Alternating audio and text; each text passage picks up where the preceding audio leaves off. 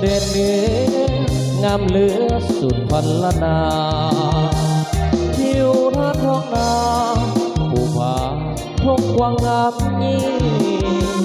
น้ำซับไหลหาภูผาหน้าเพิดฟ้าพิงงามเพชรเสิร์ฟสมทุกสิ่งงามจริงจับใจบ่หาเมืองซ้ำเจ้าเอ๋ยคนเคยสุขสมหมเย็นสำเนือนั้นเป็น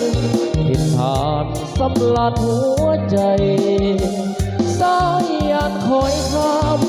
หลอดตามลำน้ำสดใสหนุ่มสาวอาบเย็นเสื่อมใจหาใสจะเท่าเมืองสาวอุดมสมบูรณ์ไปโดยสักอยู่ในดินสาวเมืองอยู่กินกันโดยสิ้นอยู่ในน้ำค่ำคืนแววแค่แอวแฟดน้องสาวเมืองซ้ำทบทวนแล้วยิ่งสุขลำโอ้ธรรมศาสตร์เมืองเดินเมืองซ้ำเจ้าเอ๋ยนึกเจ้าอยู่เด่นกันดายังเหมือนมีมันประกันบ่มีหูเบื่อเธอข้าวไก่จาง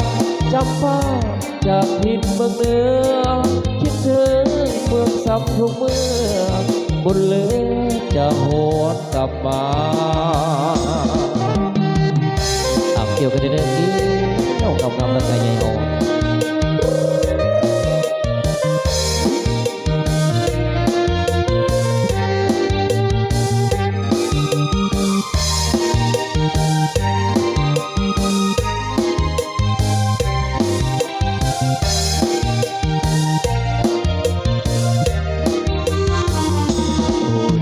สมบูรณ์ไปโด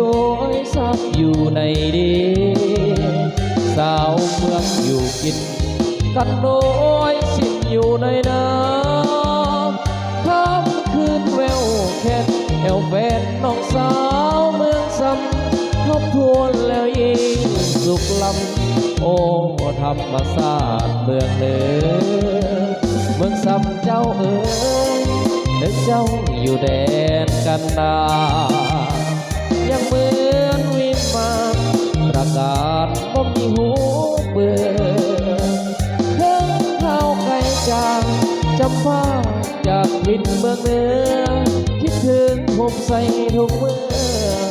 บุญเลยจะหวนกลับมาต่อกันด้วยกันไปเนาะบอกให้ดังไงอย่างเราโซ่ผลงานเสียงเพลงบอกให้ห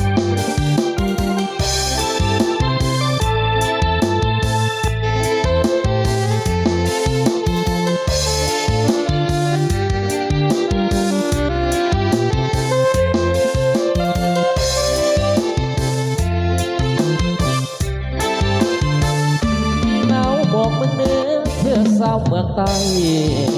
วังเวียงสวยงามเลื่อมใสน้ำใจสื่นไปทุกแห่งเมืองสายน้ำซอง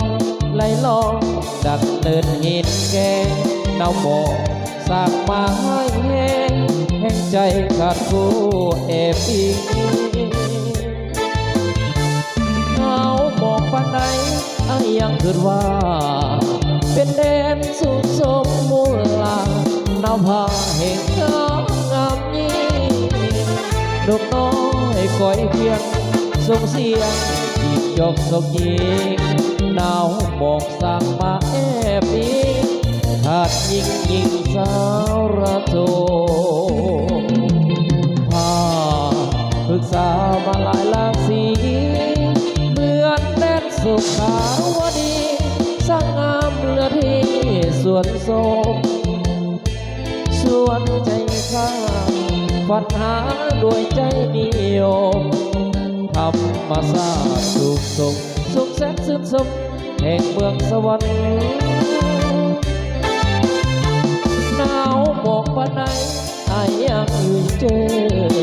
อาศัยที่ทัดจิตเสยบกเคยวันไหวหนาวนั้น เพราะข้ายังมี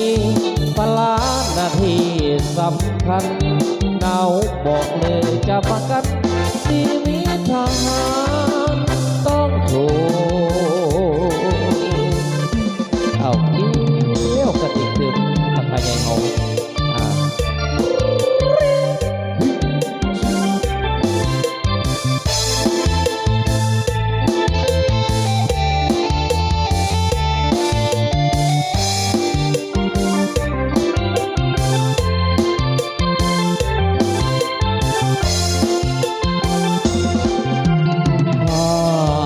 ปรึกษามาหลายหลากสี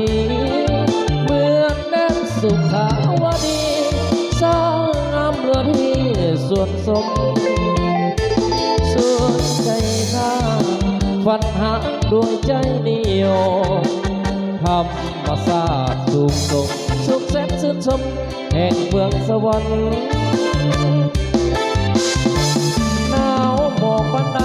อายทนอยู่เจออาศัยที่รักชิดเสยบ่เคยหวั่นไหวหนาวนั้นพวกข้ายังมีภาระหน้าที่สำคัญหนาวหมอกหรือจะประกันชีวิตทางหาต้องโท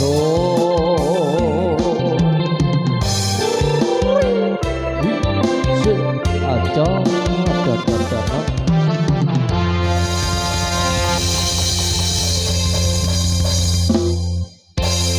ก็จบเดี๋ยวสมมติกันสิ่งเพลงมอบไปให้ทางนายใหญ่เฮาก็